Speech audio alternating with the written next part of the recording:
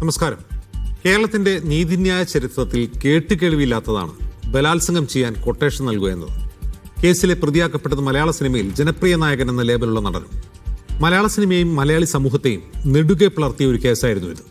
8 വർഷക്കാലത്ത് മലയാളി മനസാക്ഷി അതിജീവിതയായ നടിക്കൊപ്പം നിന്നപ്പോൾ പ്രതിയാക്കപ്പെട്ട നടനോടൊപ്പം നിൽക്കാനും ആളുണ്ടായിരുന്നു എന്നുള്ളതാണ് ശ്രദ്ധേയമായ കാര്യം. നാളെ വരാൻ പോകുന്ന വിധി അതിനാൽ തന്നെ മലയാളി സമൂഹത്തിന്റെ ഇത്തരം കേസുകളോടുള്ള മനോഭാവത്തെയും സ്വാധീനിക്കാൻ സാധ്യതയുണ്ട്. കേസ് പരിഗണിക്കുന്ന ജഡ്ജിക്കെതിരെ അതിജീവിത ഹൈക്കോടതിയെ സമീപിച്ചു എന്നതും ശ്രദ്ധേയമാണ്. നാളത്തെ വിധിദിനം കേരളത്തെ സംബന്ധിച്ച് എത്ര പ്രാധാന്യമുള്ളതാണ്? സ്വാഗതം. സ്പെഷ്യലിസ്റ്റിലേക്ക് നമ്മളൊപ്പം അതിഥികളായി നിർമ്മാതാവ് സജി നന്ദ്യാട്ട്, നടിയുടെ അഭിഭാഷക അഡ്വക്കേറ്റ് ടി ബി മിനി, മാധ്യമപ്രവർത്തകൻ എ സജീവൻ എന്നിവർ. ആദ്യം ടി ബി മിനി, ഈ കേസിന്റെ നിയമ പോരാട്ടം ഇത്രയും കോംപ്ലിക്കേറ്റഡ് ആയിട്ടുള്ള ഒരു നിയമ പോരാട്ടം മറ്റൊന്നുണ്ടാവില്ല.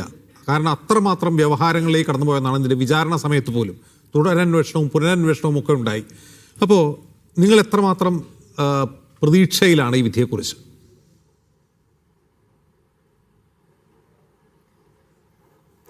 ഞങ്ങളെ സംബന്ധിച്ച് ഞാൻ എല്ലാവരോടും പറഞ്ഞൊരു കാര്യമാണ്, ഞങ്ങളിൽ ഒരുപാട് തെളിവുകൾ ഞങ്ങൾ ഹാജരാക്കിയിട്ടുണ്ട്. ആ തെളിവുകൾ അപ്രീഷിയേറ്റ് ചെയ്യണോ വേണ്ടെന്ന് തീരുമാനിക്കേണ്ടത് കോടതിയാണ്. തീർച്ചയായിട്ടും അത് ആ നിലയിൽ അപ്രീഷിയേറ്റ് ചെയ്യും എന്നുള്ള വിശ്വാസത്തിലിരിക്കുകയാണ് ഞാൻ. ഇതിലെല്ലാ പ്രതികളെയും ശിക്ഷിക്കുമെന്നുള്ള വിശ്വാസമാണ് എനിക്കുള്ളത്. നമ്മൾ അങ്ങനെയാണ് എല്ലാവരും. ഇപ്പോൾ ഈ കേസിൽ നീതി നടപ്പിലാക്കപ്പെടണം എന്ന് ആഗ്രഹിക്കുന്ന എല്ലാവരും അങ്ങനെ തന്നെയാണ് ആഗ്രഹിക്കുന്നതാണ് എനിക്ക് തോന്നുന്നത്. അപ്പം നമ്മൾ ഇതിൽ പ്രത്യേകിച്ച് ഞങ്ങളെ സംബന്ധിച്ചുള്ളൊരു ആത്മവിശ്വാസം ഞങ്ങൾ കൊടുത്തിരിക്കുന്ന തെളിവുകളാണ്. എല്ലാ കാലത്തും ഈ കേസിൽ ആദ്യം ഈ പറഞ്ഞ ഇപ്പം ഇത്രയും നീണ്ടുപോകാൻ കാരണം 8ാം പ്രതിയായിട്ടുള്ള നടൻ പലതരത്തിലുള്ള ലിറ്റിഗേഷൻസായിട്ട് മുന്നോട്ട് പോയതുകൊണ്ടാണ്. ഇദ്ദേഹം ആ കേസിലില്ല എങ്കിൽ ഈ കേസ് എന്നേ തീർന്നു പോയേനെ. അദ്ദേഹത്തിന് വേണ്ടി പറയാനും അദ്ദേഹത്തിന് വേണ്ടി കാര്യങ്ങൾ ചെയ്യാനും ധാരാളം ആളുകളുണ്ടായിരുന്നു. അദ്ദേഹത്തിന് പണമുണ്ട്. അപ്പോൾ ഒരു വിക്ടിമിന് നീതി കിട്ടുക എന്ന് പറയുന്നത് അദ്ദേഹം ഒരു കോൺസ്പിറസി നടത്തിയിട്ടുണ്ട് എന്നുള്ളതാണ് പ്രോസിക്യൂഷൻ്റെ കേസ്. ആ പ്രോസിക്യൂഷൻ പ്രൂവ് ചെയ്യപ്പെടുക അല്ലെങ്കിൽ ആ കോൺസ്പിറസി പ്രൂവ് ചെയ്യപ്പെടുക എന്നുകൂടിയാണ് ആ നടിക്ക് നീതി കിട്ടുക എന്ന് പറയുന്നത്. എൻ്റെ കാര്യം പ്രതിയുടേത് ഗൂഢാലോചന കുറ്റമാണ്. ഒരു ഗൂഢാലോചന ഒരു കേസിൽ തെളിയിക്കുക എന്ന് പറയുന്നത് ഒരു ഹിമാലയൻ ടാസ്ക്കാണ്. അന്വേഷണ ഉദ്യോഗസ്ഥരെ സംബന്ധിച്ചും പ്രോസിക്യൂഷനെ സംബന്ധിച്ചും അത് വാദിച്ച് ജയിക്കുക, തെളിയിക്കുക എന്നുള്ളത് ഒരു ഹിമാലയൻ ടാസ്ക്കാണ്. കാരണം ഗൂഢാലോചനയ്ക്ക് മെറ്റീരിയൽ ആയിട്ടുള്ള എവിഡൻസ് കണ്ടെത്തുക, കൃത്യമായ സാക്ഷിമൊഴികളും ഉണ്ടാവുക. ഈ കാര്യത്തിൽ സാക്ഷികൾ കുറേ അധികം കൂറുമാറിയ 28 സാക്ഷികൾ കൂറുമാറിയ ഒരു കേസ് കൂടിയാണ്. സാക്ഷികൾ കൂറുമാറിയതിൽ യാതൊരു ഇമ്പോർട്ടൻസും ഇല്ലാതെ. കാരണം എല്ലാം 8ാം പ്രതിയുടെ ബന്ധുക്കൾ, 8ാം പ്രതിയുടെ ഭാര്യ അദ്ദേഹത്തിന് അനുകൂലമായല്ലേ പറയുള്ളൂ, അത് നമ്മൾക്ക് അനുകൂലമായി പറയുമോ? അദ്ദേഹത്തിൻ്റെ ബ്രദർ, അദ്ദേഹത്തിൻ്റെ പെങ്ങൾ, അദ്ദേഹത്തിൻ്റെ അളിയൻ, അദ്ദേഹത്തിൻ്റെ സന്തത സഹചാരികൾ, ഇവരാരും നമുക്ക് അനുകൂലമായി പറയില്ലല്ലോ. അതൊക്കെ നമ്മൾ അങ്ങനെ തന്നെ അത്രയും ഉള്ളൂ എന്ന് കണക്കാക്കിയാൽ മതി. 260 സാക്ഷികളില്ലേ, അതിൽ 10-12 പേര് അത് ദിലീപുമായി ഏറ്റവും അടുത്ത് നിൽക്കുന്ന ആളുകൾ, അവരാണ് കൂറുമാറി എന്ന് പറയുന്നവർ. ആ എവിഡൻസിനേക്കാൾ കൂടുതൽ എവിഡൻസ് ഞങ്ങളെ സംബന്ധിച്ച് ഞങ്ങൾക്ക് പ്രകൃതിയുടെ ഒരു കയ്യൊപ്പമുണ്ട്. അജസ് അത് എത്ര അത് കണക്കാക്കുന്നു എനിക്കറിയില്ല. 2 ഘട്ടത്തിൽ ഈ കേസ് റീഓപ്പൺ ചെയ്യുകയും ഫർദർ ഇൻവെസ്റ്റിഗേഷൻ നടത്തുകയും ചെയ്തത് നമ്മൾ പ്രത്യേകമായ തെളിവുകൾ കൊടുത്തിട്ടല്ല. ഇപ്പോൾ ദിലീപിനെ ജയിലിൽ നിന്ന് പൾസർ സുനി വിളിക്കുന്നു, അതിനെക്കുറിച്ച് അന്വേഷിക്കണം എന്ന് പറഞ്ഞ് DGPക്ക് കൊടുത്ത കത്ത്, ആ കത്ത് ഫോർവേഡ് ചെയ്ത് വന്നിട്ടാണ് 2ാമത്തെ ഫർദർ ഇൻവെസ്റ്റിഗേഷൻ നടക്കുന്നത്. ആ ഫർദർ ഇൻവെസ്റ്റിഗേഷൻ്റെ ഭാഗമായിട്ടാണ് ദിലീപ് തന്നെ അറസ്റ്റ് ചെയ്യപ്പെടുന്നത്. അതിനുശേഷം ബാലേന്ദ്രകുമാർ വന്ന് ഒരു വെളിപ്പെടുത്തൽ നടത്തുന്നു. ആ വെളിപ്പെടുത്തലുമായി ബന്ധപ്പെട്ടുകൊണ്ട് അദ്ദേഹം പറഞ്ഞിരിക്കുന്ന കാര്യങ്ങളെ സംബന്ധിച്ച് എതിർഭാഗത്തിന് ഒരുപാട് കാര്യങ്ങൾ അതിൽ പറയാനുണ്ടാവാം. പക്ഷേ എങ്കിലും നമ്മൾ അങ്ങോട്ടേക്ക് വിക്ടിം ഉണ്ടാക്കി കൊടുത്ത തെളിവുകളായിരുന്നില്ല, തെളിവുകൾ വന്നു ചേർന്ന തെളിവുകളായിരുന്നു. 1ാം ഘട്ടത്തിൽ തന്നെ ഇതിൻ്റെ ചാർജ് ഫ്രെയിം ചെയ്ത് ദിലീപിനെ ഒഴിവാക്കി കേസ് ചാർജ് ഫ്രെയിം ചെയ്ത് ഫൈനൽ റിപ്പോർട്ട് കൊടുത്തതാണ്. സ്വാഭാവികമായി അതിൻ്റെ ട്രയൽ നടക്കേണ്ടതാണ്. അതിൻ്റെ ഇടയിലാണ് ഹാഷ് വാല്യൂ മാറിയതുമായി ബന്ധപ്പെട്ടുള്ള തർക്കങ്ങൾ വരികയും മെമ്മറി കാർഡ് തന്നെ രണ്ടാമതെടുത്ത് ഫോറൻസിക്കിൽ നിന്നും കൊണ്ടുവന്ന് വെച്ച് അത് എവിഡൻസിലേക്ക് മാർക്ക് ചെയ്യപ്പെടേണ്ട ഒരു സാഹചര്യം പോലും ഉണ്ടാകുന്നു. അതിന് എത്ര വലിയ സ്ട്രഗിൾ നമ്മൾ നടത്തി. ജുഡീഷ്യറിയെ സംബന്ധിച്ച് തന്നെ ഉണ്ടാകുന്ന വലിയ പ്രശ്നങ്ങൾ, പിന്നെ അതുമായി ബന്ധപ്പെട്ടുകൊണ്ട് ഈ ആളുകളെല്ലാം വലിയ രീതിയിൽ ആശങ്കയിലാക്കുന്ന രീതിയിലുള്ള പല കാര്യങ്ങളും ഉണ്ടായി. ജഡ്ജിക്കെതിരായിട്ടുള്ള പല ആരോപണങ്ങൾ പറയേണ്ട നിവൃത്തിയില്ലായ്മ കൊണ്ട് നമുക്ക് പറയേണ്ടി വന്നിട്ടുള്ള കാര്യങ്ങളുണ്ട്. അങ്ങനെ ജുഡീഷ്യറിയെ സംബന്ധിച്ചും വലിയ പ്രശ്നങ്ങൾ ഉണ്ടാക്കിയ ഒരു കേസാണ്. അപ്പോൾ നമ്മൾക്ക് ബാലേന്ദ്രകുമാറിൻ്റെ മൊഴിയുടെ അടിസ്ഥാനത്തിൽ പക്ഷേ കോടതി ചാർജ് ഫ്രെയിം ചെയ്തല്ലോ. ആ ചാർജ് ഫ്രെയിം ചെയ്തിട്ട് ആ ചാർജിൻ്റെ അടിസ്ഥാനത്തിലാണ് നമ്മൾ കേസ് നടത്തുന്നത്. ആ കേസിൽ ധാരാളം തെളിവുകൾ ഞങ്ങൾ ഹാജരാക്കിയിട്ടുണ്ട്. ആ തെളിവുകൾ കോടതികൾ അപ്രീഷിയേറ്റ് ചെയ്യുമോ എന്നത് നമുക്ക് നാളെ അറിയാലോ. ഞങ്ങൾക്ക് ധാരാളം എനിക്കിപ്പോൾ ടെൻഷനുണ്ട്. നേരത്തെ ഉച്ചവരെ എനിക്ക് ടെൻഷനുകളൊന്നും ഉണ്ടായിരുന്നില്ല. ധാരാളം ആളുകൾ നമ്മളെ വിളിക്കുന്നുണ്ട്. നാളെ വിധി പറയുമോ, മാറ്റിവെക്കുമോ, പണത്തിൻ്റെ മേലെ പരുന്ത് പറക്കുമോ, ഇങ്ങനെയൊക്കെ പറഞ്ഞ് മനുഷ്യരിങ്ങനെ വിളിച്ചുകൊണ്ടേയിരിക്കുകയാണ്. സ്വാഭാവികം അതൊക്കെ നമ്മളെയും അഫക്റ്റ് ചെയ്യുമല്ലേ. പിന്നെന്ന് പറഞ്ഞു കഴിഞ്ഞാൽ നീതി നടപ്പിലാക്കപ്പെടണം എന്ന് വിചാരിക്കുന്ന എല്ലാ സംവിധാനത്തിലും ഞാൻ ഈ ട്രയലിൻ്റെ എല്ലാ ഘട്ടത്തിലും കണ്ടത് കറപ്ഷനാണ്. ഞാൻ മാത്രമല്ല, പല കാരണങ്ങൾ കൊണ്ട് അതിനെ കറപ്ഷനല്ലേ നമുക്ക് വിളിക്കുക. പൈസ കൊടുത്തിട്ടുണ്ടോ, ആളെ കൊടുത്തിട്ടുണ്ടോ എന്നൊന്നുമല്ല എൻ്റെ പ്രശ്നം. നേരായി നടക്കേണ്ട ഒരു കാര്യം നേരായി നടക്കാതിരിക്കുകയും അതിനുവേണ്ടി നമ്മൾ വലിയ സ്ട്രഗിൾ നടത്തുകയും ഒരു ഇൻസ്റ്റിറ്റ്യൂഷൻ തന്നെ ഒരു പെൺകുട്ടി നീതിക്ക് വേണ്ടി സ്ട്രഗിൾ ചെയ്യുമ്പോൾ ഉണ്ടാകുന്ന പ്രശ്നങ്ങളില്ലേ, അതിനോട് കൂടെ നിൽക്കാതെ അപ്പുറത്തെ സൈഡിലേക്ക് മാറുകയൊക്കെ ചെയ്യുന്നത് കാണുമ്പോൾ മൊത്തം ടോട്ടൽ സൊസൈറ്റിക്ക് ഈ കേസിൽ നീതി നടപ്പിലാക്കപ്പെടുമോ ഇല്ലയോ എന്നുള്ള ആശങ്കയുണ്ട്. നിങ്ങൾ മാധ്യമപ്രവർത്തകരായിട്ടുള്ള ആളുകൾ തന്നെയാണ് എന്നെ വിളിച്ച് ചോദിച്ചുകൊണ്ടിരിക്കുന്നത് പലരും. യഥാർത്ഥത്തിൽ ചേച്ചിയുടെ കോൺഫിഡൻസ് പ്രകാരം ശിക്ഷിക്കോ ഇല്ലയോ എന്ന് ചോദിക്കുന്നവരുണ്ട്. അപ്പോൾ അങ്ങനെ പല വിഷയങ്ങളുണ്ട്. പക്ഷെ എന്നാലും എന്നെ സംബന്ധിച്ച് 100% ഉറപ്പാണ്, ഇതിലെ 10 പ്രതികളും കുറ്റക്കാരായിട്ടുള്ള ആളുകളാണ്. ശരി, ഞാൻ ആ കോടതിയിലിരുന്ന് എനിക്ക് ബോധ്യപ്പെട്ടുള്ള ഒരു കാര്യമാണ്. ശരി. ശ്രീ സജി നന്ദ്യാട്ട്, ഇത് ജുഡീഷ്യറിയുടെ ചരിത്രത്തിലെ ഒരു അപൂർവ കേസാണെന്ന് മാത്രമല്ല, മലയാളി സമൂഹം തന്നെ പോളറൈസ് ചെയ്യപ്പെട്ടൊരു കേസ് കൂടിയാണ്. ഈ ഇരയ്ക്കും പ്രതിക്കും വേണ്ടി വാദിക്കാൻ ആളുകളുണ്ടായ വളരെ അപൂർവം കേസുകളിലൊന്ന്, അങ്ങനെ വാദിക്കുന്നതിൽ ഒരു തെറ്റുമില്ല എന്ന് കരുതുന്ന ആളുകളുള്ള ഒരു കേസുകളിലൊന്ന്. ഇതിലെ 8ാം പ്രതി ഒരു വലിയ സിനിമാ താരമാണ്, ജനപ്രിയ നായകൻ എന്ന ലേബലുള്ള ആളാണ്. അപ്പോൾ അങ്ങനെയൊക്കെ വരുമ്പോൾ ഈ വിധി പ്രതിക്ക് അനുകൂലമായാലും പ്രതികൂലമായാലും അത് മലയാള സിനിമയിലും മലയാളി സൊസൈറ്റിയിലും ഉണ്ടാക്കുന്ന ഇമ്പാക്റ്റ് ചെറുതായിരിക്കില്ലല്ലോ, എന്ത് തോന്നുന്നു? ആദ്യം തന്നെ ഈ ചർച്ച തുടക്കം വിട്ടുകൊണ്ട് അഡ്വക്കേറ്റ് TB മിനിയോട് ഇന്ന് അവരുടെ ഒരു ഓൺലൈൻ ചാനലിൽ ഒരു ഇൻ്റർവ്യൂ കാണാനിടയായി. അതിലവർ പറയുന്നൊരു വാചകം കേരളത്തിലെ ജനതയോട്, ആ അതിജീവിതയോട്, ആക്രമിക്കപ്പെട്ട നടിയോട് ഒക്കെ ചെയ്തൊരു വലിയ പാതകമായി എനിക്ക് തോന്നി. പലരും അത് എന്നോട് ശ്രദ്ധയിൽപ്പെടുത്തി. ഈ അഡ്വക്കേറ്റ് TB മിനി പറയുകയാണ്, ദിലീപ് ബലാത്സംഗം ചെയ്താൽ പോലും അതിജീവിതയ്ക്ക് ഇത്രയും പ്രയാസം ഉണ്ടാവില്ലെന്ന്. എത്ര മ്ലേച്ഛമായ ഭാഷയാണ്! ഇവരെയൊക്കെ വക്കീലാക്കിയവരോട് എനിക്ക് ലജ്ജ തോന്നുന്നു. ഒരു ശരാശരി വക്കീലിന് നിലവാരമെങ്കിലും നിങ്ങൾ പുലർത്തണം. നിങ്ങൾ അതിജീവിതയുടെ വക്കീലാണ്. അടച്ചിട്ട കോടതി മുറിയിൽ ഇൻ ക്യാമറ പ്രൊസീഡിംഗ്സ് നടക്കുന്ന കാര്യങ്ങൾ പൊതുമധ്യത്തിൽ പൊതു ചാനൽ വന്നിരുന്ന് പറയുകയാണ്. നിങ്ങൾ മനസ്സിലാക്കേണ്ട ഒരു കാര്യം, വല്ലാത്ത ഈ സജിയായിട്ട് ഈ നിലയിൽ സംസാരിച്ചു പോകാൻ ഞാൻ ആഗ്രഹിക്കുന്നില്ല. എനിക്ക് താല്പര്യമില്ല. നിങ്ങളുടെ കൂടെ ചർച്ചയ്ക്ക് വന്ന് എനിക്ക് ലജ്ജ തോന്നുന്നു. എനിക്ക് നിങ്ങൾ എങ്ങനെയാണ് പറയേണ്ടത്? നിങ്ങളെ പോലെയുള്ളവർ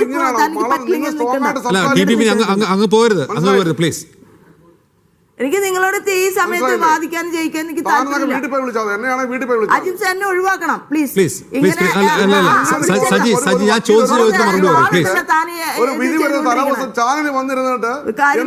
സജി നന്ദ്യാട്ട്, ഞാൻ ചോദിച്ചതൊന്നുമല്ല.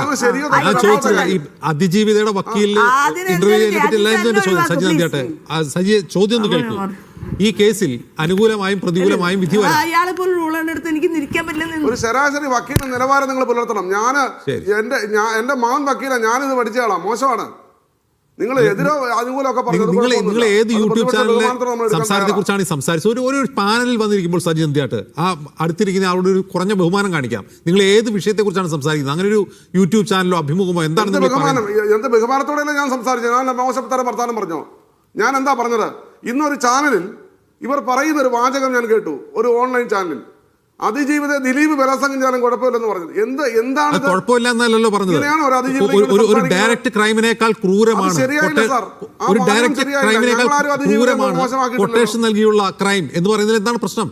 അതും സുഹൃത്തായ ഒരാൾ. അങ്ങനെയല്ല, അതല്ല ആ വാചകം അത് ശരിയായില്ല. പൊതുസമൂഹത്തിന് ഞാൻ പറഞ്ഞില്ല, ഞങ്ങൾ അതിജീവിതം ഞങ്ങളാരും പറഞ്ഞിട്ട് ഒരു ക്ലിപ്പ് കാണിക്കാമോ? അതിജീവിതയുടെ അഭിഭാഷകയെ വിമർശിക്കുന്നു, അപമാനിക്കുന്നു. എന്താണ് ഞാൻ ചെയ്തുകൊണ്ടിരിക്കുന്നത്? അപമാനിക്കലാണോ?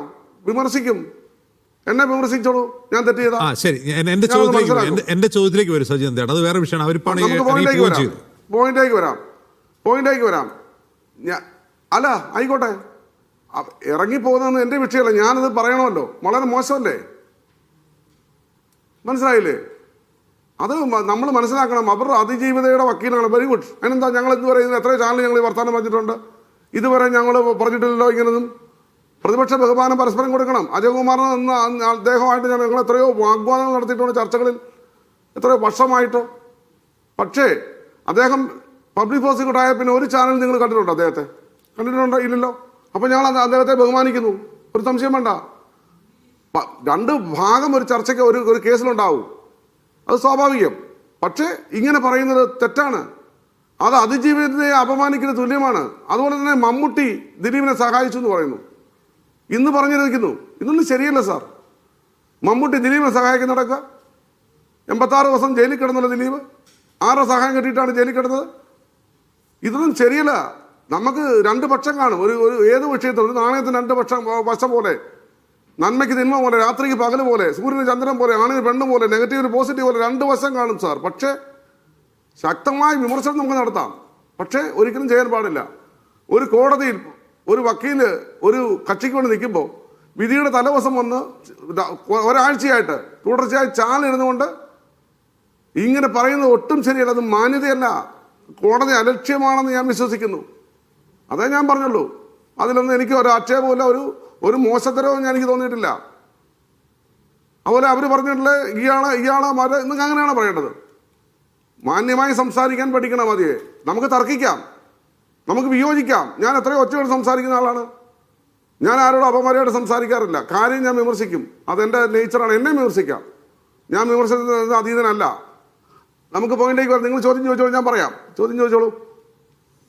അല്ല സജി, ഈ നാളെ വിധി അനുകൂലമോ പ്രതികൂലമോ ആവാം. പക്ഷെ മലയാള സിനിമയിൽ രണ്ട് പക്ഷം ഇരയ്ക്കൊപ്പവും അതുപോലെ പ്രതിക്കൊപ്പവും പക്ഷങ്ങളുണ്ടായ ഒരു കേസാണിത്. നാളെ അനുകൂലമായാലും പ്രതികൂലമായാലും അത് മലയാള സിനിമയും മലയാള സമൂഹത്തെയൊക്കെ ബാധിക്കും എന്നൊരു ബോധ്യം നിങ്ങൾക്കുണ്ടോ? അല്ല, ഞാൻ ഒരു കാര്യം പറയാം. വിധി അനുകൂലമാവുകയോ പ്രതികൂലമാവുകയോ രണ്ടാമത്തെ കാര്യം. 8.5 വർഷത്തെ നീണ്ട കാലയളവിന് ശേഷം ഒരു വിചാരണയ്ക്ക് ശേഷം നാളെ വിധി വരികയാണ്. മലയാളി എവിടെയൊക്കെ ഉണ്ട് അവരെല്ലാം നാളെ ഈ വിധിക്കായി കാത്തിരിക്കുകയാണ്. ഇവിടെ രണ്ട് പക്ഷമാണ്. നിങ്ങൾ പറഞ്ഞ വളരെ കറക്റ്റാണ്. ദിലീപ് തെറ്റ് ചെയ്തിട്ടായിരുന്നു വിശ്വസിക്കുന്ന ഞങ്ങളുടെ പക്ഷം, അതിജീവികളൊപ്പം ഞങ്ങൾ നിൽക്കുന്നത്. ദിലീപ് തെറ്റ് ചെയ്തു എന്ന് വിശ്വസിക്കുന്ന ഒരു പക്ഷം. അത് തമ്മിലുള്ള ഒരു മത്സരം ചാനലുകളിലും പൊതുമധ്യത്തിലും പബ്ലിക് ഒപ്പീനിയൻ്റെ ഭാഗമാണ്. മറിച്ച് കോടതിക്കുള്ളിൽ പ്രോസിക്യൂട്ടറും പ്രതിഭാഗവും തമ്മിലാണത്. അവിടെ തെളിയിക്കപ്പെടണം. ഇവിടുത്തെ പ്രശ്നം എന്താണ്?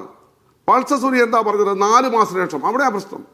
2017 ഫെബ്രുവരിയിൽ ആക്രമിക്കപ്പെട്ടു നടി. 17-ാം തീയതി ആക്രമിക്കപ്പെട്ടതിന് ശേഷം പൾസർ സുനിയെ 21-ാം തീയതി പിടിക്കുന്നു. കൂട്ടാളികളും ജയിലിലാവുന്നു.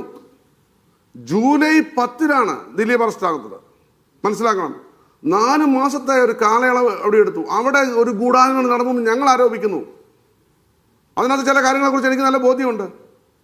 അതല്ലെങ്കിൽ നിങ്ങൾ ശ്രദ്ധിക്കൂ, ഏതെങ്കിലും ഒരു സ്ത്രീ പീഡന കേസിൽ ഞാൻ സ്ത്രീകൾക്കെതിരായ ഒരു ചർച്ചയിൽ പങ്കെടുത്ത് നിങ്ങൾക്ക് കാണിക്കാമോ?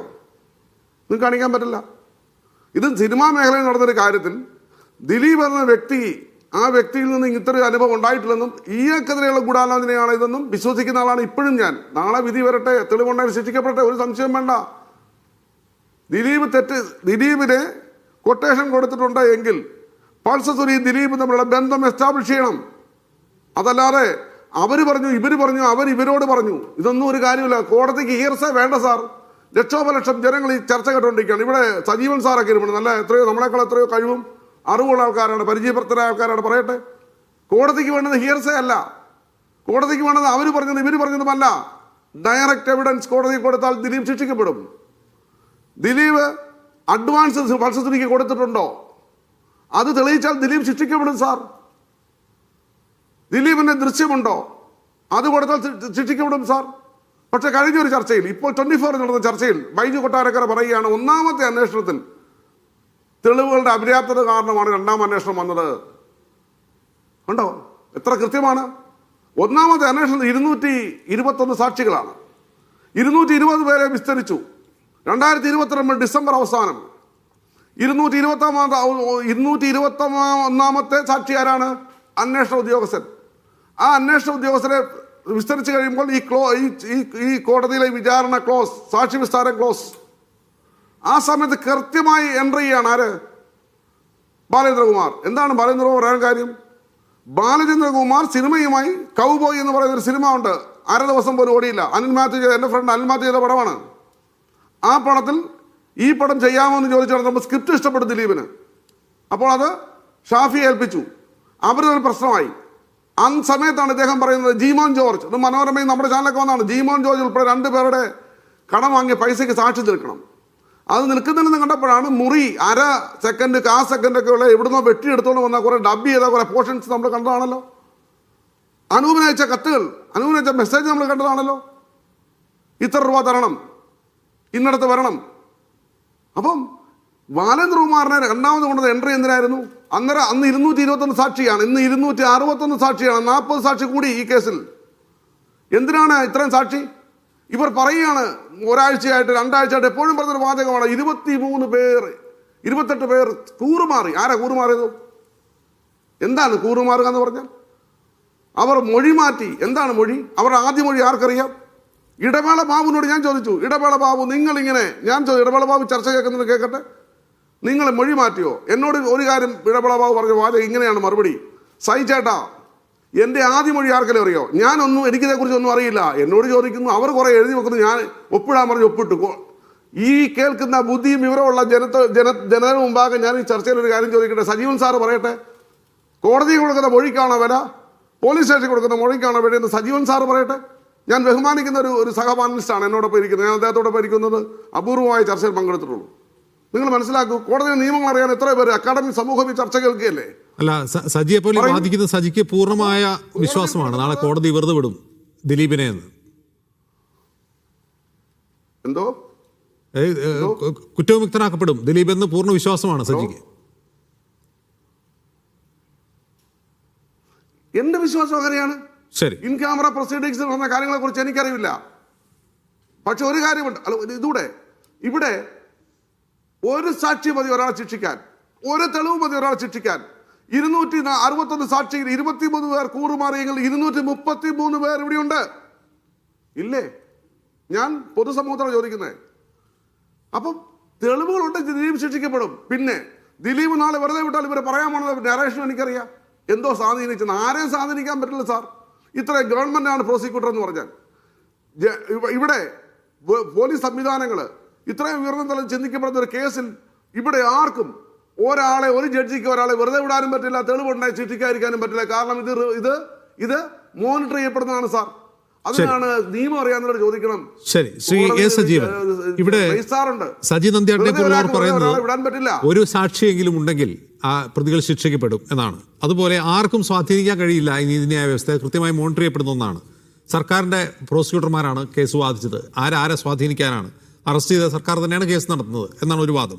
പക്ഷേ ഈ കേസിന് ചരിത്രം പരിശോധിക്കുമ്പോൾ പല ഇടങ്ങളിൽ പല ലെയറുകളിൽ അട്ടിമറികൾക്കുള്ള ശ്രമം നടന്നതായി നമുക്കറിയാം. ആ മെമ്മറി കാർഡിൻ്റെ ഹാഷ് വാല്യൂ മാറിയ സംഭവവികാസം മുതൽ പിന്നെ അന്വേഷണ ഉദ്യോഗസ്ഥരെ വധിക്കാൻ ശ്രമിച്ചു എന്ന എഫ്ഐആർ പോലും ഉണ്ട്. അതും വേറൊരു കേസാണ്. നിങ്ങൾ എങ്ങനെയാണ് ഈ കേസിനെ കാണുന്നത്? ഇതിൻ്റെ വിധി, ഔട്ട്കം നമ്മുടെ സമൂഹത്തെ എങ്ങനെ സ്വാധീനിക്കുമെന്നാണ് കരുതുന്നത്? ഇതിൽ താങ്കൾ പറഞ്ഞ പോലെ മറ്റൊരു കേസിലും ഇല്ലാത്ത രൂപത്തിൽ കോടതിക്കകത്ത് ഉള്ള ഒരു രേഖ, അതായത് ഈ പറയുന്ന ഈ വിഷ്വൽസിൻ്റെ ഹാഷ് വാല്യൂ മാറിയിട്ടുള്ള സംഭവം, അത് ചരിത്രത്തിൽ വലിയ ഒരു സംഭവം. കാരണം മറ്റെവിടെയുമുള്ളതല്ല, കോടതിക്കകത്ത് വെച്ചുള്ള കോടതിയുടെ കസ്റ്റഡിയിലുള്ളൊരു പ്രധാനപ്പെട്ട തെളിവാണ് ഇവിടെ അട്ടിമറിക്കപ്പെട്ടത്, അല്ലെങ്കിൽ അത് ദുരുപയോഗപ്പെടുത്തപ്പെട്ടത്. അത് ഈ കേസുമായി ബന്ധമുണ്ടാവണമെന്നില്ല. അത് ആരോ കൗതുകത്തിനോ അല്ലെങ്കിൽ മറ്റെന്തെങ്കിലും താല്പര്യങ്ങൾക്കോ വേണ്ടിയിട്ട് അതിൽ ഇടപെട്ടു എന്നുള്ള കാര്യം ഉറപ്പാണ്. അത്തരത്തിലുള്ള കേസ്. രണ്ടാമത്തേത്, താങ്കൾ തന്നെ തുടക്കത്തിൽ പറഞ്ഞ പോലെ ചരിത്രത്തിൽ ഒരു വലിയ സംഭവമായിരിക്കും. പീഡനത്തിനോ കൊലപാതകത്തിനോ ഒക്കെ കേസുകൾ ഉണ്ടാവുന്നുണ്ട് ധാരാളം. പക്ഷേ കൊട്ടേഷൻ കൊടുക്കുന്നത് ഈ ബലാത്സംഗം ചെയ്യാൻ വേണ്ടി മാത്രം എന്നതിൽ, ബലാത്സംഗം ചെയ്യാനും അതിന് വിഷ്വൽസ് പ്രചരിപ്പിക്കാനും വേണ്ടിയാണ് എന്ന രീതിയിലുള്ള കേസാണ്. അപ്പോൾ സ്വാഭാവികമായിട്ടും ജനങ്ങൾ മുഴുവൻ വളരെ ആവേശത്തോട് വളരെ താല്പര്യത്തോടു കൂടി കാണുന്ന കേസാണ്. ഇതിൻ്റെ വിധി എങ്ങനെയാവണം, എന്താവണം എന്നുള്ളത്. 120B എന്ന് പറയുന്നത് എളുപ്പമല്ല. താങ്കൾ തന്നെ പറഞ്ഞ പോലെ അത് സ്ഥാപിച്ചെടുക്കുക എന്ന് പറയുന്നത് എളുപ്പമല്ല. അതിന് വളരെ നേരിട്ടുള്ള തെളിവുകൾ ഉണ്ടാവാൻ സാധ്യതയില്ല. പലപ്പോഴും സാഹചര്യ തെളിവുകളാണ് 120Bയിൽ ശക്തമായിട്ട് ഉണ്ടാവേണ്ടത്. സാഹചര്യ തെളിവുകൾ എന്തൊക്കെയാണെന്ന് നമുക്കറിയില്ല. എന്നാൽ പോലും ജനം ആഗ്രഹിക്കുന്നത് ഇതിന് പിറകിലൊരു ഗൂഢാലോചന ഉണ്ട് എങ്കിൽ, ഇതിന് പിറകിലൊരു കൊട്ടേഷൻ ഉണ്ട് എങ്കിൽ അത് കൈയോടുകൂടി സ്ഥാപിക്കണം എന്നുള്ളത്. കാരണം ഒരു പെൺകുട്ടിയുടെ ജീവിതം, ആ പെൺകുട്ടിയുടെ ജീവിതത്തെ ഇത്ര മ്ലേച്ഛമായ രൂപത്തിൽ പിച്ചു ചീന്തുന്നൊരവസ്ഥ, അത് സ്വന്തം താല്പര്യത്തിന് വേണ്ടിയല്ലാതെ മറ്റാർക്കു വേണ്ടി ചെയ്തതാണ് എങ്കിൽ അത് തീർച്ചയായിട്ടും പുറത്ത് കൊണ്ടുവരേണ്ടതുണ്ട്. ഇതിൽ പലതരത്തിലുള്ള സ്വാധീനങ്ങളും പലതരത്തിലുള്ള ഇടപെടലുകളും ഉണ്ടായിട്ടുണ്ട് എന്നുള്ള ആരോപണം തുടക്കം മുതലേ ഉണ്ടായിട്ടുണ്ട്. അപ്പോൾ ഇതൊക്കെ ജനം ആഗ്രഹിക്കുന്നു. തെറ്റ് ചെയ്തിട്ടുണ്ടെങ്കിൽ, ഇപ്പോൾ ഞാനിപ്പോൾ ഇതിൽ ഒരാൾ തെറ്റുകാരനാണെന്ന് പറയുന്നില്ല. നമ്മളിപ്പോൾ ചർച്ച ചെയ്യുന്ന ഈ സമയത്ത് മിക്കവാറും ഈ വിധി എഴുതി കഴിഞ്ഞിട്ടുണ്ടാകും. ഇനി അല്ലെങ്കിൽ ഇന്ന് രാത്രിയിൽ ഇരുന്ന് അതിൻ്റെ അവസാന ഘട്ടം സ്വാഭാവികമായിട്ടും ജഡ്ജ് അത് പൂർത്തിയാക്കുന്നുള്ള കാര്യത്തിൽ സംശയമില്ല. അത് അല്ലെങ്കിൽ മാറ്റി വയ്ക്കേണ്ട ഒരു അവസ്ഥ ഉണ്ടാവണം. അങ്ങനെ ഉണ്ടാകാനുള്ള സാധ്യത വളരെ കുറവാണ്. കാരണം ഇത്രയും ദീർഘകാലം ഉള്ള ഒരു കേസ് നാളെ തന്നെ അതിൻ്റെ വിധിയിലേക്ക് പോകാനുള്ള സാധ്യത വളരെ കൂടുതലാണ്. അപ്പോൾ സ്വാഭാവികമായിട്ടും നമ്മളിപ്പോൾ എന്താഗ്രഹിച്ചു കഴിഞ്ഞാലും ഇതിൽ ഇപ്പോൾ ഇതുമായി ബന്ധപ്പെട്ട കുറേ സജീവ് പറഞ്ഞ പോലെ കുറേ ചാനൽ യൂട്യൂബിലൊക്കെ ഉണ്ടാകുന്ന കുറേ ഇൻ്റർവ്യൂകളും മറ്റു കാര്യങ്ങളൊക്കെ കണ്ടു. പല ആളുകൾക്കും പല താല്പര്യങ്ങളായിരിക്കും. ഇതിൻ്റെ വിധി ഇന്നതായിരിക്കണം, ഇന്നതാവരുതെന്നുള്ള രീതിയിലൊക്കെ പലരും പറയുന്നതൊക്കെ നമ്മൾ വളരെ സാഗൂതം കേൾക്കുന്നതാണ്. പക്ഷേ നമ്മൾ എന്ത് പറഞ്ഞാലും ഇത് കോടതിക്ക് മുമ്പാകെ എത്തുന്ന തെളിവുകൾ, ഞാനിതൊരു പക്ഷത്ത് ചേർന്നുകൊണ്ട് ദിലീപ് കാര്യത്തിൽ 120 ഈ ഗൂഢാലോചന നടത്തിയിട്ടുണ്ടോ ഇല്ലയോ അറിയില്ല. പക്ഷേ എന്തായാലും ഇതിൽ നടക്കുന്ന കാര്യങ്ങൾ, ഇതിൽ നടക്കേണ്ട കാര്യങ്ങൾ എന്ന് പറയുന്നത് തെറ്റ് ചെയ്ത ആളുകൾ ശിക്ഷിക്കപ്പെടണം. കാരണം ആ പെൺകുട്ടി, അവർ നടിയായാലും ആരായാലും ഉണ്ടാകുന്നൊരു പ്രശ്നമുണ്ടല്ലോ. ഒരു തെറ്റും ചെയ്യാതെ ഈ ഇത്തരത്തിൽ പീഡിപ്പിക്കപ്പെടുക, അത് പലപ്പോഴും വിവാഹ വാഗ്ദാനം കൊടുത്ത് പീഡിപ്പിക്കുക എന്നൊക്കെ പറയുന്ന രീതിയിലുള്ള മറ്റു കാര്യങ്ങൾ, അതുപോലുമല്ല. ഈ വ്യക്തിയുമായിട്ട് ഒരു ബന്ധവുമില്ല, അദ്ദേഹത്തിൻ്റെ താല്പര്യം പോലുമല്ലാത്ത ഒരു കാര്യത്തിൽ പീഡിപ്പിക്കപ്പെടുന്നുണ്ട് എങ്കിൽ ഇത് നാളെ ഏത് പെൺകുട്ടിക്കും ഉണ്ടാവാൻ സാധ്യതയുള്ളതാണ്. അപ്പം അങ്ങനെ ഇതിന് പിറകിൽ ഇത് തെറ്റ് ചെയ്തവൻ മാത്രമല്ല, അതിലൊരു ഗൂഢാലോചന ഉണ്ടെങ്കിൽ ആ ഗൂഢാലോചനയിൽ പങ്കാളിയായിട്ടുള്ള ആരെങ്കിലും ഉണ്ടെങ്കിൽ പിടിക്കപ്പെടണം. ഇനി അതല്ല, ഇത് സിനിമാ മേഖലയിൽ, ഇപ്പോൾ സജീവ് എന്തായിട്ട് പറഞ്ഞ പോലെ സിനിമാ മേഖലയിലുള്ള എന്തെങ്കിലും കള്ളക്കളികളാണെങ്കിൽ ആ കള്ളുകളികളും പുറത്തേക്ക് വരേണ്ടതുണ്ട്. ഇത് ഇത്തരത്തിലുള്ള കാര്യങ്ങൾ, ഇപ്പോൾ ഞാനൊരു പക്ഷം ചേർന്നുകൊണ്ട് അവിടെ വേണോ ഇവിടെ വേണോ എന്ന് പറയണമെങ്കിൽ നാളെ വരാൻ പോകുന്നൊരു വിധിയുടെ രീതി എന്തായിരിക്കും? നമ്മളിത് ഒന്നാമത്തെ ഇൻ ക്യാമറയിൽ നടന്നിട്ടുള്ള വിചാരണയും മറ്റ് തെളിവെടുപ്പും ഒക്കെയാണ്. അപ്പോൾ സ്വാഭാവികമായിട്ട് നമുക്ക് അതിൻ്റെ വാർത്തകൾ പോലും കൃത്യമായിട്ട് മനസ്സിലാക്കാൻ കഴിഞ്ഞില്ല, ആർക്കും കഴിഞ്ഞിട്ടുണ്ടാവില്ല. നമ്മൾ ഊഹങ്ങളിൽ മാത്രം ജീവിക്കുന്ന ആളുകളാണ്. അപ്പോൾ സ്വാഭാവികമായിട്ടും ഇത് വളരെ കൗതുകത്തോടു കൂടിയിട്ടാണ്, വളരെ താല്പര്യത്തോടു കൂടിയിട്ട് നമ്മളൊക്കെ കാണും. അങ്ങനെ താല്പര്യം എന്ന് പറയുന്നത് ഒരു സന്തോഷത്തിൻ്റെ താല്പര്യമല്ല. ഇങ്ങനെ ഒരു കേസിൽ കോടതി, പ്രത്യേകിച്ച് കോടതിയിൽ വെച്ച് സുപ്രധാനമായൊരു തെളിവ് അട്ടിമറിക്കപ്പെടുന്നൊരവസ്ഥയിലേക്ക് പോലും പോയൊരു കേസിൽ എന്തൊക്കെയായിരിക്കും വിധി വരാൻ പോകുന്നത്. ഒരു പെൺകുട്ടിക്കുണ്ടായ വളരെ തിക്തമായിട്ടുള്ള അനുഭവം, ആ അനുഭവത്തിൽ ഏത് രീതിയിൽ കോടതി ഇടപെടുന്നുള്ളതൊക്കെ നമ്മൾ ഓരോരുത്തർ ഇത് കേൾക്കുന്ന ആളുകളും എനിക്ക് മലയാളികൾ മാത്രമായിരിക്കില്ല, ഈ വാർത്തയെക്കുറിച്ച് അറിഞ്ഞ അന്ന് മുതലുള്ള ആളുകളെല്ലാവരും ഇന്ന് ആകാംക്ഷയോടുകൂടി ഇരിക്കുന്ന നാളെ ഇതിൻ്റെ വിധി എന്താകും എന്നുള്ളതായിരിക്കും.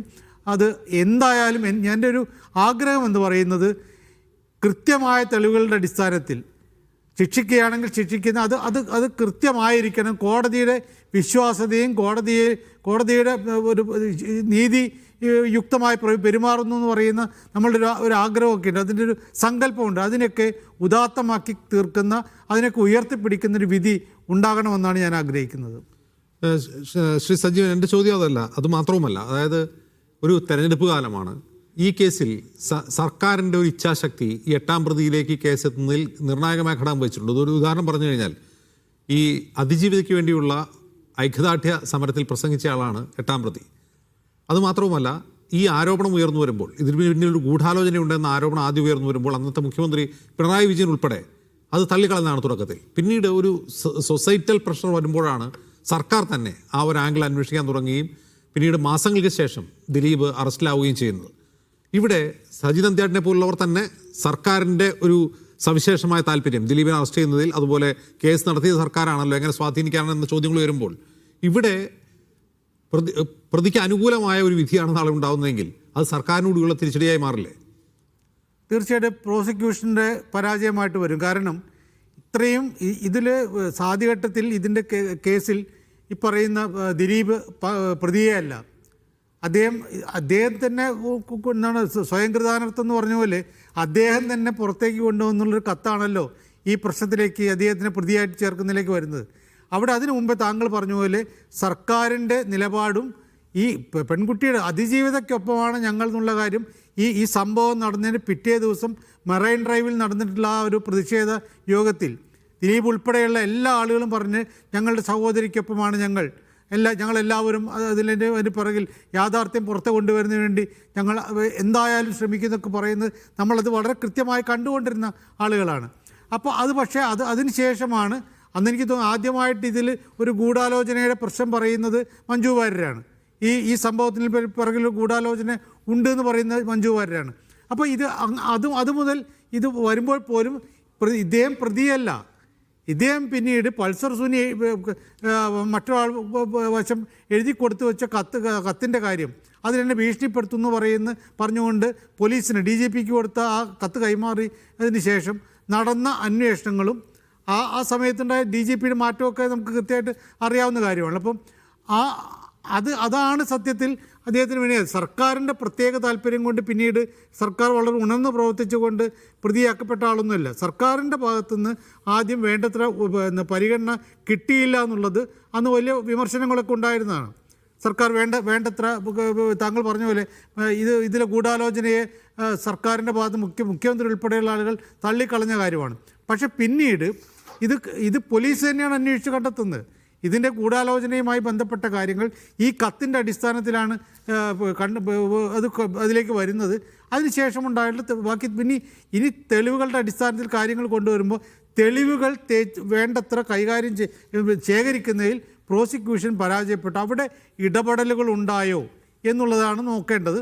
ഇപ്പോൾ നേരത്തെ ഇവിടെ തുടക്കത്തിൽ സംസാരിച്ച അഡ്വക്കേറ്റ് മിനി അവർ പറഞ്ഞത് പോലെയാണെങ്കിൽ വേണ്ടത്ര തെളിവുകൾ ഞങ്ങൾ കൊടുത്തു എന്ന് അവർ പറയുന്നുണ്ട്. അപ്പോൾ പ്രോസിക്യൂഷൻ്റെ ഭാഗത്ത് നിന്ന് തെളിവുകൾ കൊടുക്കുന്നതിൽ അവർ അതിജീവിതയുടെ പക്ഷത്താണല്ലോ, അവരുടെ അഭിഭാഷകയാണല്ലോ. അപ്പോൾ അതുണ്ടായിട്ടുണ്ടെന്ന് പറയുമ്പോൾ അട്ടിമറി നടന്നതായിട്ട് നമുക്ക് പറയാൻ പറ്റില്ല. അട്ടിമറി നടന്നതാണെങ്കിൽ അവർ ആദ്യം പറയണം ഇതിൻ്റെ പിറകിൽ അട്ടിമറി ഞങ്ങൾ കണ്ടിട്ടുണ്ട്, വേണ്ടത്ര തെളിവുകൾ കിട്ടിയില്ല. പ്രോസിക്യൂഷൻ ഇവർ പ്രോസിക്യൂഷനെ സഹായിക്കുന്ന ആളായിട്ടാണല്ലോ പോയത്. പ്രോസിക്യൂഷൻ വേണ്ടത്ര ശ്രമിച്ചിട്ടില്ല, അല്ലെങ്കിൽ പോലീസിൻ്റെ ഭാഗത്ത് നിന്ന് അന്വേഷണ ഉദ്യോഗസ്ഥന്മാർ കാര്യമായി പ്രോസിക്യൂഷൻ ഈ കേസിൽ കള്ളകളി കളിച്ചു എന്നൊരു ആരോപണം അതിജീവിതയ്ക്കോ അവരുടെ അഭിഭാഷകയോ ഉണ്ടായിരുന്നില്ല തുടക്കം മുതൽ. അവരുടെ ആക്ഷേപം കോടതിയോടായിരുന്നു.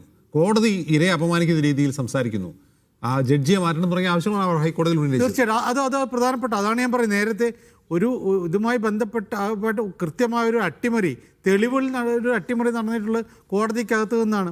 സത്യത്തിൽ നീതിപീഠത്തിൻ്റെ വിശ്വാസ്യത പോലും ഈ വിധിയിൽ പ്രതിഫലിക്കേണ്ടതുണ്ട്.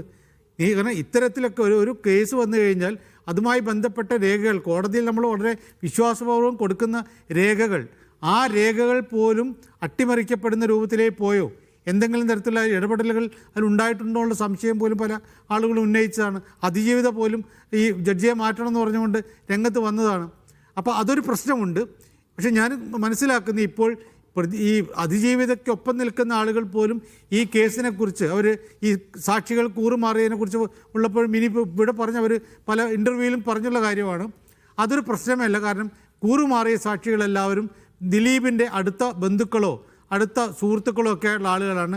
അത് പ്രശ്നമല്ല, ബാക്കിയുള്ള തെളിവുകളും സാക്ഷിമൊഴികളും ഒക്കെ ഉണ്ട് എന്നവർ പറയുന്നത്. അപ്പോൾ അതുകൊണ്ട് അവർക്ക് ഇതിൽ വിശ്വാസമുണ്ട് എന്നാണ് ഞാൻ വിചാരിക്കുന്നത്. അപ്പോൾ ഒരു അട്ടിമറിയെക്കുറിച്ച് നമ്മൾ നേരത്തെ പ്രതീക്ഷിക്കേണ്ട കാര്യം, അങ്ങനെ അതിൻ്റെ ഒരു സാധ്യതയിലേക്ക് ഇതുവരെ പോയിട്ടില്ല.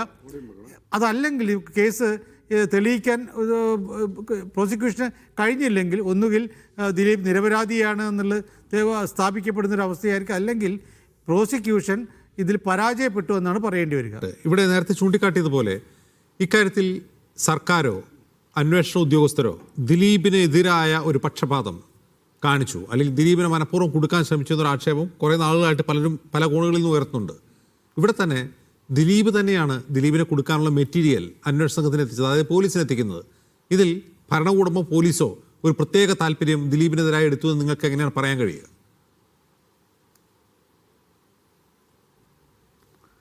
ഞാൻ സിനിമാ മേഖലയിലാണ് പ്രവർത്തിക്കുന്നത്.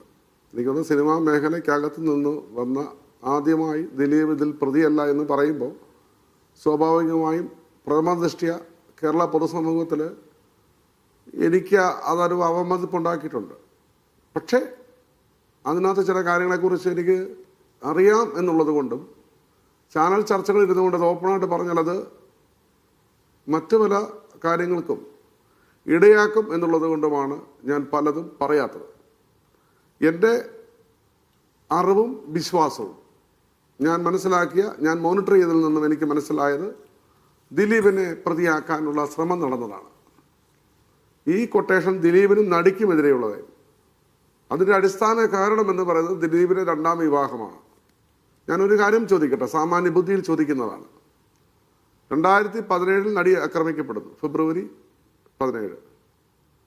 ദിലീപ് പ്രതിയാക്കപ്പെടുന്നത് ജൂലൈയിലാണ്. ജൂലൈ 10-ാം തീയതി ദിലീപ് അറസ്റ്റ് ചെയ്യപ്പെടുന്നു.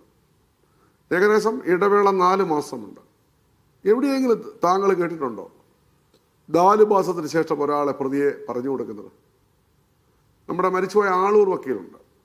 ഈ വക്കീലും ഞാനിവിടെ ഒരിക്കൽ, ഇപ്പോഴല്ല, ഒരു 3-4 വർഷം മുമ്പ് ചർച്ച നടത്തിയ ഒരു ചാനലിരുന്ന് ഇറങ്ങി വന്നപ്പോൾ അദ്ദേഹത്തെ ഞാൻ കണ്ടു.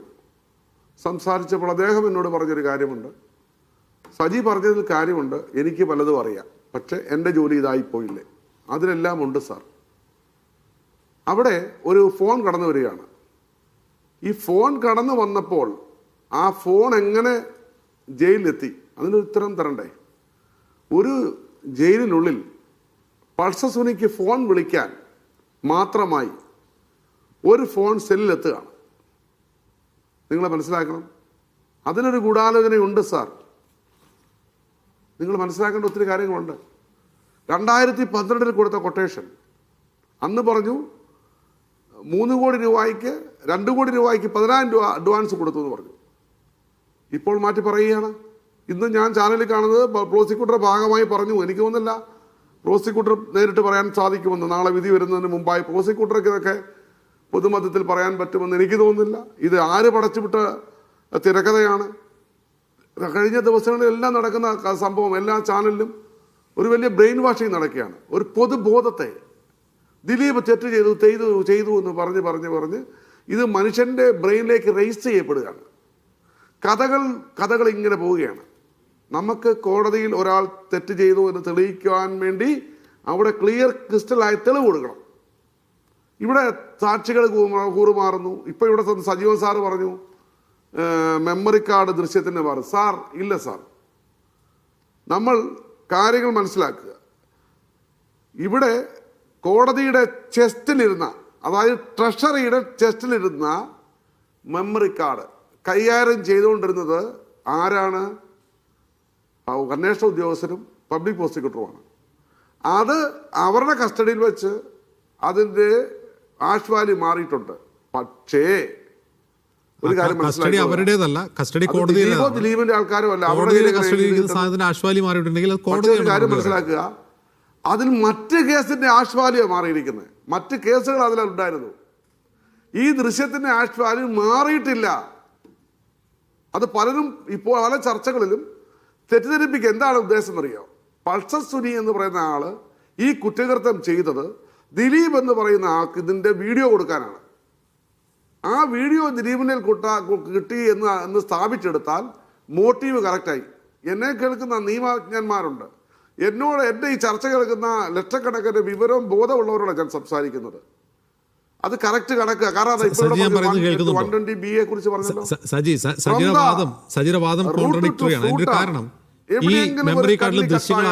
സുപ്രീം കോടതിയെ സമീപിച്ച് ദിലീപ് തന്നെയാണ് തെളിയിക്കുക എന്ന് പറയുന്നത്. ഇത് ഹിമാലയൻ ടാസ്ക് ആണ് സാർ. നിയമജ്ഞർക്കെല്ലാം അറിയാം, ഇത് കേൾക്കുന്ന വിവരവും ബോധമുള്ളവർക്കറിയാം ഞാൻ പറയുന്നത് ശരിയാണോ എന്ന്. ഗൂഢാലോചന തെളിയിക്കുക പാടാണ്. അപ്പോൾ പിന്നെ ഇല്ലാത്തവരെ ഗൂഢാലോചന തെളിയിക്കപ്പെടുമെന്നാണ് എൻ്റെ ചോദ്യം. നാളെ കോടതി പറയുമ്പോൾ നമുക്കറിയാം, നാളെ നെല്ലും പതിരും വേർതിരിച്ച് വരും. നമുക്കറിയാൻ സാധിക്കും ഇതിൽ ആരാണ് പ്രതി. ഞാൻ വിശ്വസിച്ച കാര്യം എൻ്റെ ബോധവും പറയാനാണ് എന്നെ നിങ്ങൾ വിളിച്ചുകൊണ്ട് ഞാൻ പറഞ്ഞത്. ഇൻ ക്യാമറ പ്രൊസീഡിങ്സ് നടന്ന ഒരു കാര്യത്തെക്കുറിച്ച് എനിക്ക് യാതൊരു ധാരണയില്ല. കാരണം അത് തികച്ചും അബ്സല്യൂട്ട്ലി അത് ഇൻ ക്യാമറ പ്രൊസീഡിങ്സ് ആണ്. അപ്പം ഇവർ എൻ്റെ സംശയങ്ങൾ ഒന്നാമത്തെ അന്വേഷണം 221 സാക്ഷി, രണ്ടാമത്തെ ബാലേന്ദ്രകുമാറിന്. അപ്പോൾ 221 സാക്ഷികളിൽ 221 വരെ വിസ്തരിച്ച് 221ാമത്തെ ആളെ വിസ്തരിക്കുന്ന സമയത്ത് കറക്റ്റ് ടൈമിൽ എൻട്രി ചെയ്യാണ്. അത് ബൈജു കൊട്ടാരക്കര കഴിഞ്ഞ ചർച്ചയിൽ എന്നോട് സമ്മതിച്ചു കഴിഞ്ഞിരിക്കുന്നു. അദ്ദേഹമാണ് ബാലേന്ദ്രകുമാറിനെ കൊണ്ടുവന്നത്. ഏതായാലും ബൈജു കൊട്ടാരക്കര ദിലീപിന് അനുകൂലമായി സംസാരിക്കുന്ന ആളല്ലല്ലോ. അപ്പോൾ ബാലേന്ദ്രകുമാറിനെ കൊണ്ട് എന്തൊക്കെയോ പറയിച്ചു, ഒന്നും പറയിച്ചിട്ടില്ല. ആ ശബ്ദങ്ങളെല്ലാം നമ്മൾ കേട്ടതാ. ആ ശബ്ദങ്ങളെല്ലാം മിനിറ്റ് പോയിട്ട് 1 മിനിറ്റുള്ള ഒരു ശബ്ദമില്ല.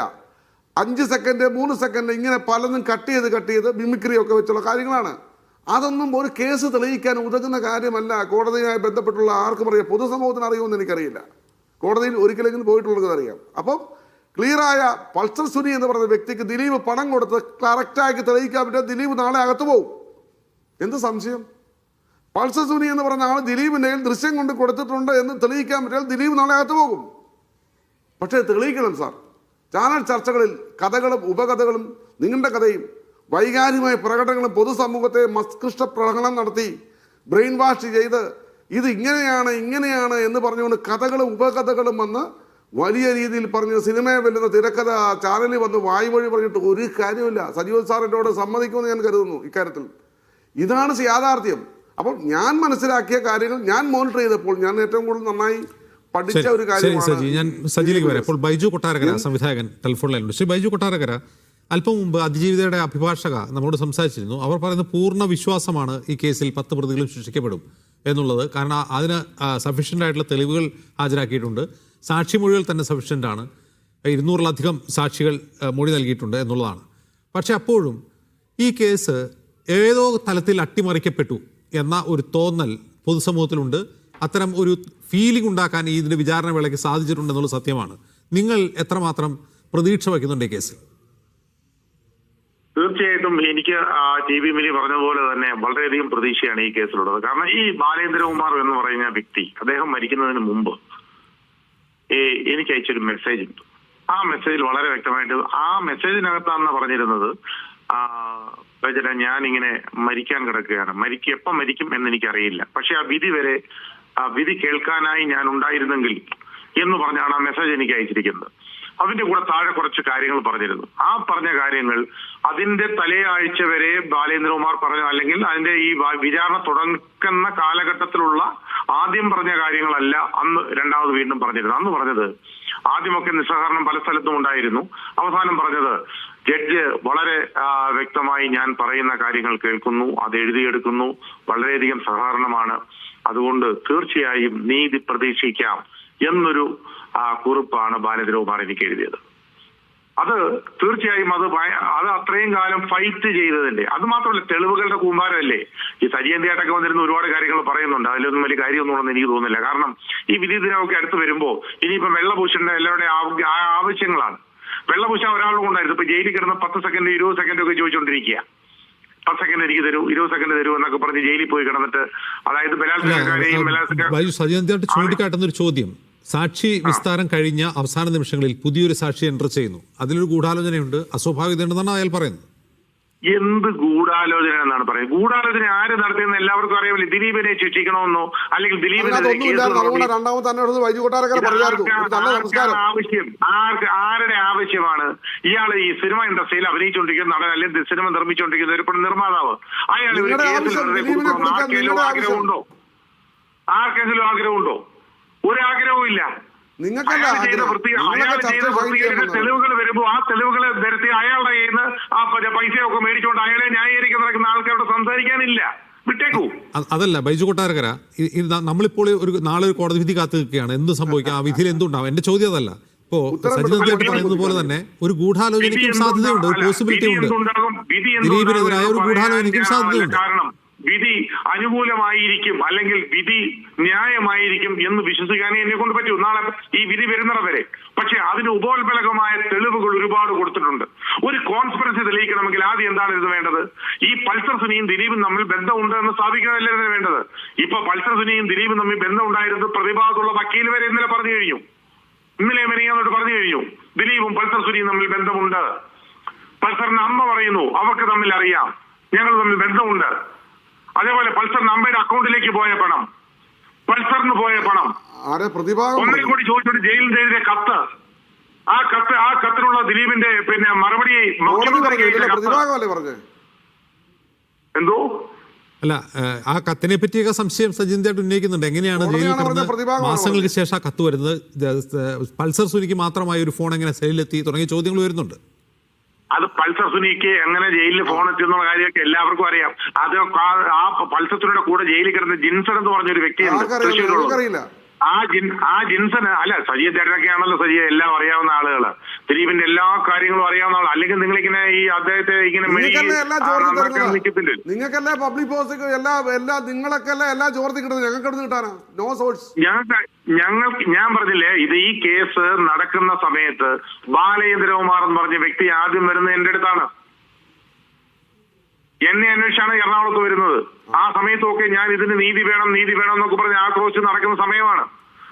ബാലേന്ദ്രകുമാർ അന്ന് എനിക്ക് കേൾപ്പിച്ചു തന്ന ആ ഓഡിയോ ക്ലിപ്പുകൾ അത് മുഴുവൻ കോടതിയിൽ കൊടുത്തിട്ടുണ്ടെന്നാണ് എനിക്കറിയാൻ കഴിയുന്നത്.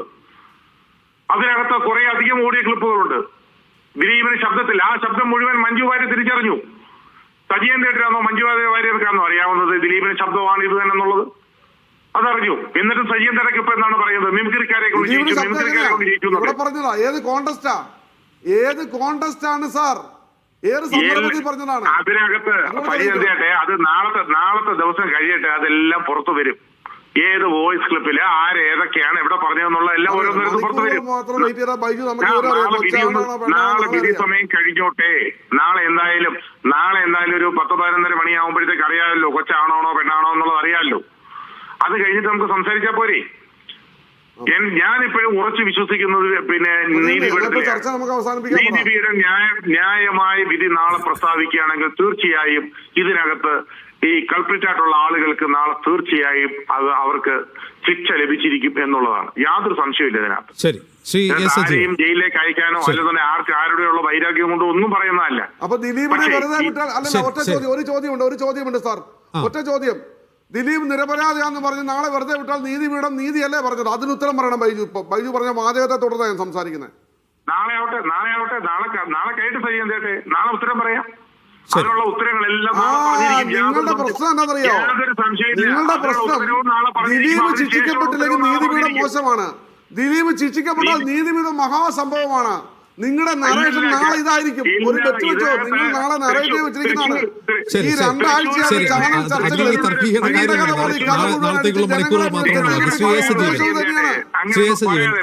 കേസ് കേരള സമൂഹത്തിൽ ഉണ്ടാക്കിയിട്ടുള്ള ഒരു മാറ്റം, ശരി ബൈജുകാരൻ, ഈ കേസ് മലയാളി സമൂഹത്തിൽ ഉണ്ടാക്കിയൊരു മാറ്റം, ഈ ഇത്തരം സ്ത്രീകൾ ഇരകളാക്കപ്പെടുന്ന കേസുകളിൽ ഒരു വിഭാഗം ആളുകളെങ്കിലും, അതിൽ പല പ്രായത്തിലുള്ള പുരുഷന്മാരുണ്ട്, അതിജീവിതയെ ആക്രമിക്കാനും അവരെ പരിഹസിക്കാനും അവർക്കെതിരെ ഫേസ്ബുക്ക് പോസ്റ്റുകൾ ഇടാനും കമൻറ്റുകൾ ഇടാനും ഒക്കെ തുനിയുന്നു എന്ന രീതിയിൽ മാറിക്കൊണ്ടിരിക്കുന്നു. മറ്റൊന്ന്, അതിശക്തമായ സ്ത്രീ വിരുദ്ധത മലയാളി സമൂഹത്തിൽ ഉയർന്നു വരുന്നുണ്ട്. അത് ഈ കേസിന് ശേഷം വളരെ വർദ്ധിച്ചതായി നമുക്ക് സാമൂഹ്യ മാധ്യമങ്ങൾ നോക്കുമ്പോൾ മനസ്സിലാവുന്നുണ്ട്. ഇതെന്തിൻ്റെ സൂചനയാണ്? ഈ കേസിലുണ്ടായിട്ടുള്ള, ഈ സംഭവത്തിലുണ്ടായിട്ടുള്ള ഒരു രതിവൈകൃതം ഉണ്ടല്ലോ, അത് സമൂഹത്തിൽ ഒരു നല്ലൊരു ശതമാനം ആളുകളിലും ഈ രതിവൈകൃതം ഇത് കേൾക്കുമ്പോൾ അതിന് പിന്നിലുള്ള സംഭവങ്ങളെക്കുറിച്ചുള്ള ചർച്ചകളും മറ്റു കാര്യങ്ങളും അതൊരു ആവേശത്തോടുകൂടി സിനിമ കാണുന്ന രീതിയിൽ കണ്ടുകൊണ്ടിരിക്കുന്ന അല്ലെങ്കിൽ പറഞ്ഞുകൊണ്ടിരിക്കുന്ന ആളുകളുണ്ട്. അവരെ സംബന്ധിച്ചിടത്തോളം അവരുടെ മനസ്സിനകത്തുള്ള രതിവൈകൃതമാണത്. അത് പക്ഷേ നമ്മൾ മൊത്തം സമൂഹം അങ്ങനെയാണെന്ന് ഞാൻ വിചാരിക്കുന്നില്ല.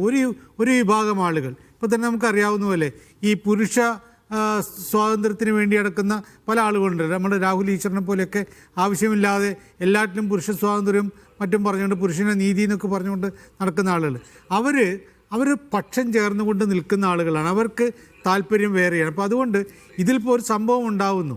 ഇവിടെ സജീവന്തായിട്ട് ഒരു പക്ഷത്ത് നിൽക്കുന്നു, ബൈജു കൊട്ടാരക്കർ വേറെ പക്ഷത്ത് നിൽക്കുന്നു. അവർ രണ്ടുപേരും ഇതിൻ്റെ ഈ കേസ് ബാധിച്ച ആളുകളൊന്നുമല്ല, പക്ഷേ അവരുടെ നിലപാട് വേറെയാണ്. ഇപ്പം ഞാനങ്ങനെ ഒരു പക്ഷത്തിൻ്റെ ആൾ. ഇതിപ്പോൾ നാളത്തെ വിധി ഏത് രീതിയിലാണ് ഞാനിപ്പോൾ ഇതുവരെ ഇന്നിപ്പോൾ ഇവിടെ മിനി സംസാരിക്കുമ്പോൾ പോലും ഞാൻ ശ്രദ്ധിച്ചത് അവർക്ക് ഇതിലെന്തെങ്കിലും സംശയമുണ്ടോ, ഈ വിധിയിൽ അവർക്ക് എന്തെങ്കിലും പാളിച്ചയുള്ളതായിട്ട് അല്ലെങ്കിൽ പ്രോസിക്യൂഷന് എന്തെങ്കിലും ക്ഷീണമുള്ളതായിട്ടുണ്ടോ എന്നായിരുന്നു ഞാൻ നോക്കിയിരുന്നത്. അത് ഇല്ല എന്ന് അവർ ആവർത്തിച്ച് പറഞ്ഞു. ഞങ്ങൾ കൊടുക്കേണ്ട എല്ലാ തെളിവുകളും കൊടുത്തു. അത് അവരുടെ വിശ്വാസമാണ്. അപ്പോൾ വിധി ഉണ്ടാകുമ്പോൾ നമ്മൾ പെട്ടെന്ന് കോടതിയെ കുറ്റം പറഞ്ഞിട്ട് കാര്യമില്ല. ഏത് രീതിയിലേക്കാണ് വരുന്നതെന്നുള്ളത് സ്വാഭാവികമായിട്ട് പറയാം. പിന്നീട് അതിന് നമ്മുടെ നീതിപീഠത്തിൻ്റെ രീതി അനുസരിച്ച് അതിനെ അപ്പലറ്റ് കോർട്ടിൽ പോകാൻ പറ്റുന്ന അവസ്ഥയും മറ്റു കാര്യങ്ങളും. ഇവിടെ ജനങ്ങൾക്കിടയിൽ ഉണ്ടാകുന്ന പ്രശ്നം അത് താങ്കൾ പറഞ്ഞ വലിയൊരു പ്രശ്നമാണ്. കാരണം ഈ സംഭവത്തിന് ശേഷം ഇത് ഒരു തരത്തിലൊരു ഈ മനസ്സിലെ രതിവൈകൃതം മുഴുവൻ ഇങ്ങനെ പ്രകടിപ്പിക്കുന്ന രൂപത്തിൽ പക്ഷം ചേർന്നും കൊണ്ട് നിൽക്കുക, അതിലെ ഇതിലെ ഈ വൃത്തികെട്ട സംഭവങ്ങളെ കൗതുകമാക്കിക്കൊണ്ട് ചിത്രീകരിക്കുന്ന ഒരവസ്ഥയുണ്ടാകുന്നൊരു രീതിയുണ്ട്. അത് പക്ഷേ മുഴുവൻ പുരുഷന്മാരിലും ഉണ്ട് എന്ന് ഞാൻ വിചാരിക്കുന്നില്ല. ഞാൻ മനസ്സിലാക്കിയെടുത്തോളം ഈ കേസിൻ്റെ വിധി കാത്തിരിക്കുന്ന നല്ലൊരു ശതമാനം ആളുകളും അതിജീവിതം നേരിട്ട് അപ്പോഴത്തെ അവരുടെ മാനസികാവസ്ഥ നമ്മൾ മനസ്സിലാക്കണമല്ലോ. ഈ സംഭവത്തിൽ ഈ വാഹനത്തിനകത്ത് വെച്ചിട്ടുണ്ട് അവർ നേരിട്ട സമയത്ത് ഈ ക്രൂരത നേരിടുന്ന സമയത്ത് അവർക്കുണ്ടായ മാനസികമായിട്ടുള്ള ആ ട്രോമ മനസ്സിലാക്കുന്ന അതിനൊരു പരിഹാരം ഉണ്ടാവേണ്ടതുണ്ട്. അതാരായാലും ഈ നേരിട്ട് ചെയ്ത ആളാണെങ്കിൽ ഇതിനെ പിറകിലും ഈ ഗൂഢാലോചനയുണ്ടെങ്കിലൊക്കെ ഈ തെറ്റ് ചെയ്തവർ ശിക്ഷിക്കപ്പെടണമെന്ന് ആഗ്രഹിക്കുന്ന ആളുകളാണ് പുരുഷന്മാരിൽ പോലും നല്ലൊരു ശതമാനമുള്ളൂ. പക്ഷേ കുറേ ആളുകൾ താങ്കൾ പറഞ്ഞ പോലെ ഈ തരത്തിലുള്ള മനസ്സിലെ രതിവൈകൃതം വലിയ ഒരു ഭീകരമായ രീതിയിലേക്ക് വളർന്നിട്ടുള്ള ഒരു മാനസിക രോഗമുള്ള ആളുകളുണ്ട്. അവർ സ്വാഭാവികമായിട്ട് ഈ പക്ഷത്ത് നിൽക്കുന്നുണ്ട്. അതല്ലാതെ ഉണ്ട്. ഇപ്പോൾ സജി എന്തായിട്ട് ഇപ്പോൾ ദിലീപിൻ്റെ പക്ഷത്ത് നിൽക്കുന്നതിന് ഞാൻ കുറ്റം പറയില്ല. കാരണം അത് അവരുടെ സിനിമ ഇൻഡസ്ട്രിയിൽ ചില ആളുകളോടുള്ള താല്പര്യക്കേടുകളും ഒക്കെയാണ്. അപ്പോൾ സ്വാഭാവികമായിട്ട് ഇപ്പം ഈ ആക്രമിക്കപ്പെട്ട നടിയുടെ പക്ഷത്ത് നിൽക്കുന്ന സിനിമാ പ്രവർത്തകർ ഒരു പക്ഷേ വ്യക്തിബന്ധം കൊണ്ടൊക്കെ അപ്പുറത്തപ്പുറത്ത് നിൽക്കുന്ന സജി നന്ദിയാട്ട് പോലും അതിജീവിതയ്ക്കൊപ്പമാണ്. അവരെ അപമാനിക്കുന്ന രീതിയിലൊന്നും അദ്ദേഹം സംസാരിക്കുന്നില്ല. പക്ഷേ അദ്ദേഹം സ്വാഭാവികമായിട്ട് ദിലീപ് തെറ്റ് ചെയ്തില്ല എന്ന് വിശ്വസിക്കുന്നു.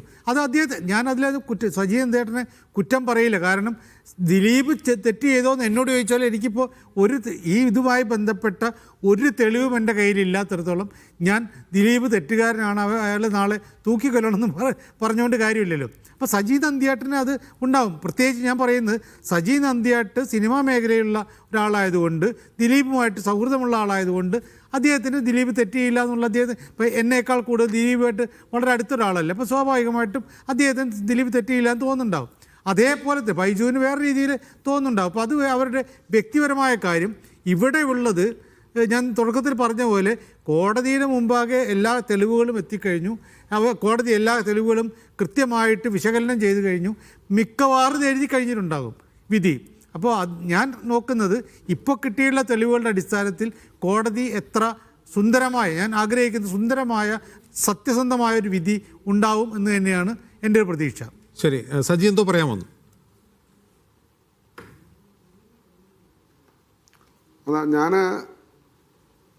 എന്നോടല്ലേ? അതെ ഹലോ, അതെ സജി പറഞ്ഞോളൂ. ഞാൻ ഈ കേസിൻ്റെ ലാപ്സുകളാണ്.